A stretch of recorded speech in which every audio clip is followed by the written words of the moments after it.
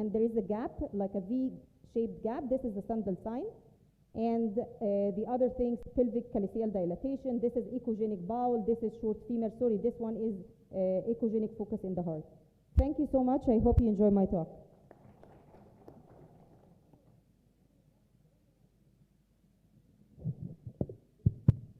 I think questions will be at the end. At the end? Sure. Thank you. May you introduce?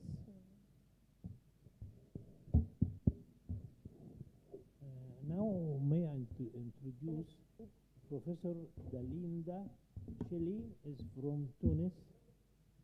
She's Professor of Gynae and Obstetrics at the University of Tunis, Head of Department of Maternity and Maternity Center of Tunisia. And she's going to talk to us online a new era in preeclampsia management, how implementation and use of biomarkers during first trimester of pregnancy. Now the link can be opened.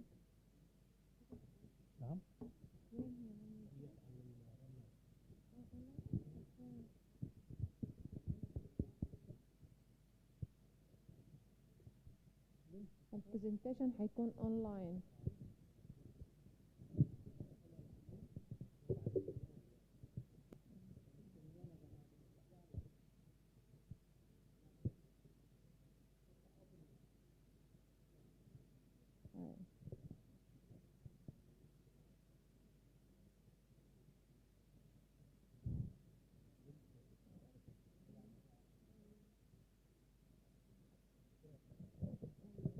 Scientific for the invitation. Bismillah ar-Rahman ar-Rahim.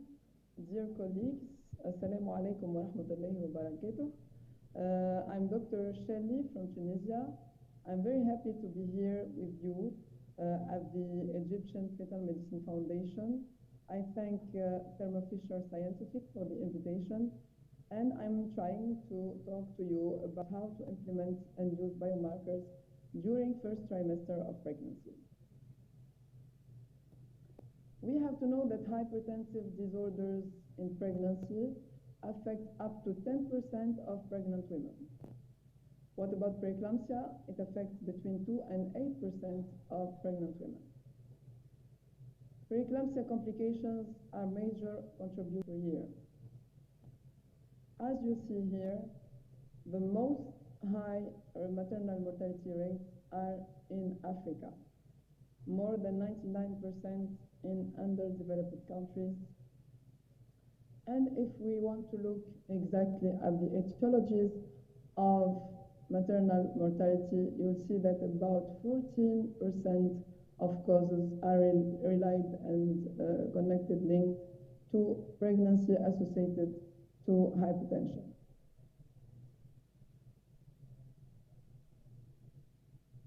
It's very important to subclassify preeclampsia according to gestational age at delivery. As you see here, we can talk about early onset of preeclampsia when it exists prior to 34 weeks of gestation, mid-onset between 34 and 37 weeks of gestation, and then late onset after 37 weeks of gestation. These two preeclampsia are the most important ones, and the problem here is that they are linked to prematurity.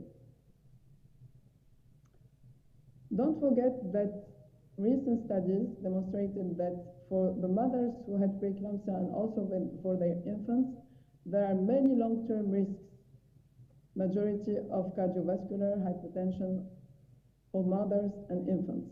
So you see, preeclampsia is really a big problem, and it can cause many long-term problems also. What about the underlying origin of placental dysfunction in preeclampsia? As you see here, in the first trimester, there is a big problem of abnormal uterine vascular remodeling,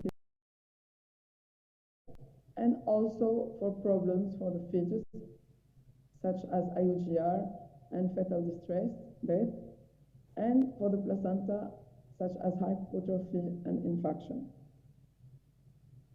Current understanding of preeclampsia now based on biomarkers. We will focus on what will happen on the first trimester. The big problem, and what has been demonstrated, is that there is a big problem of androgenic imbalance. So the placental growth factor, which is an important biomarker in the first trimester, will be markedly decreased. Here you see a normal pregnancy with PLGF, and in preeclampsia we'll have this imbalance, which will be responsible for peripheral vasoconstriction and the rise of maternal blood leakages. So the first trimester preeclampsia biomarker, PLGF, as you see here, is one of the first biomarkers which can be detected from 10 weeks of gestation. That's why it's an interesting biomarker for the first trimester. As you see here, when you won't have preeclampsia, the amount of PLGF early, the less PLGF amounts are. So it's clearly linked to the severity and the onset, the date of onset of preeclampsia. What about preeclampsia diagnosis? We all know that until now, the diagnosis is made at the second trimester, more than 20 weeks of gestation. The definition is the new onset of hypertension and proteinuria in the second half of pregnancy. In the first trimester, generally, those patients won't have anything or no clinical sign, let's say.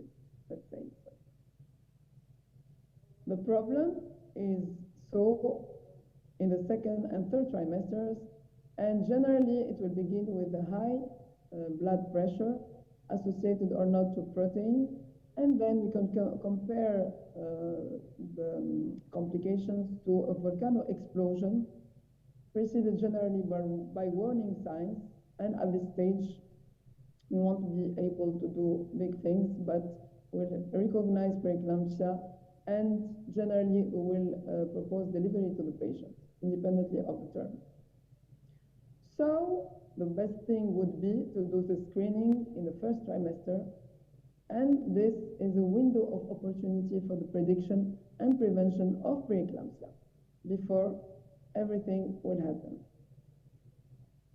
So the key question is, what should be the appropriate screening approach to identify women at risk? There have been many prediction models who have been studied and proposed. You see on this slide the preeclampsia screening timeline and the most important developments in preeclampsia screening. So you see that in the last decade, from